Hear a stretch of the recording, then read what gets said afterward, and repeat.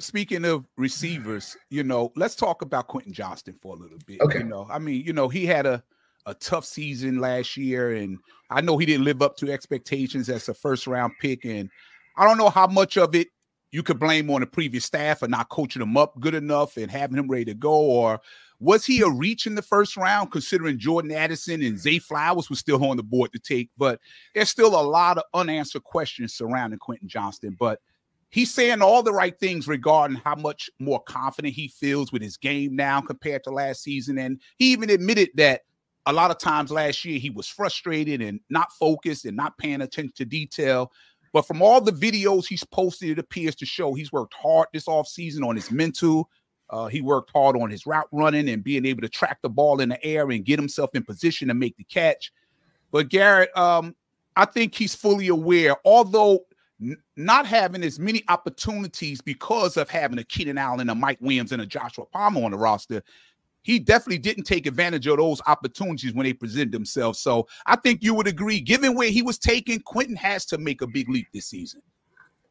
I 1000% agree. I think that the coaching staff is doing right by him, giving him another shot. I think there's other coaching staffs that can come together and be like, nah, you're gone. We wouldn't have picked you in the first round if that was our position. Right. And I mean, we see the potential that he has. He's great after the catch, but we just don't know what he can do because we haven't seen it. He wasn't great against coverage last year.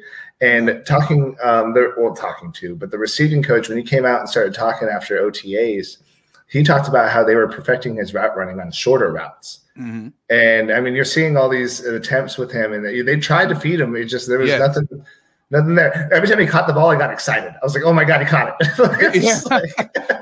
So let's go. And then, I mean, right there, then it's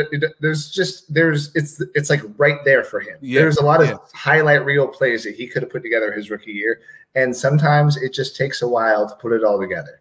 And whether it's the coaching staff or whether it's his own discipline or his own mentality, I think that now if they can't get it right, he's had every chance. Like the Harbaugh system, the coaches they brought in, they're taking care of him. They're talking about perfecting his route running. They know exactly what he needs to fix. And if they can't fix him, then I mean, I think year two's his boom or bust, right?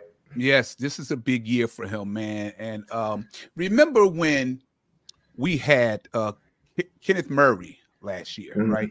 I never want to call him K9 because he never lived up to expectations. So he's always Kenneth Murray to me because he never turned into that player I saw on film from Oklahoma. He never was that player in the NFL. But I think when Derwin or a few other, we had a lot of injuries on the defensive side and they gave him the dot. He did get better. He did. At knowing where he was supposed to be, trusting what he was seeing.